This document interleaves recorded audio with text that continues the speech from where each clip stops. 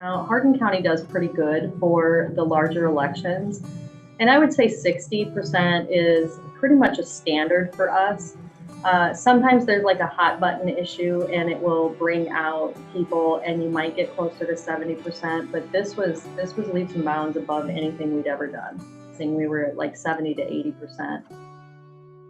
In terms of absentee ballots, we had the highest turnout that we've ever had for absentee turnout, but I believe that we were just under 42% just in the absentee ballots alone.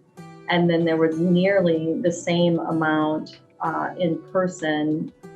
But overall, in general, we had the highest turnout when you combine both the absentee and the in-person voting. Prior to the election, when we were doing absentee in-person voting, that there was a lot of new people coming into the courthouse who were registering for the first time.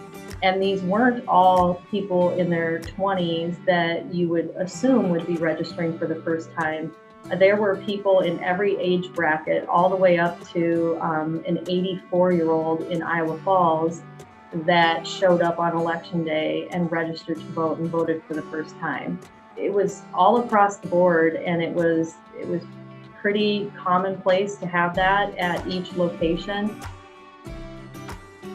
I should let you know that we're required by law to do a post-election audit where the Secretary of State's office notifies us of a precinct, and they have us hand count the presidential race in that particular precinct, and then we compare it to the printout tape from the tabulator that happened on election night, and it matched spot on. So they had one precinct that they had to sort the ballots out, and then they hand tallied them, and it was exactly what the tape showed.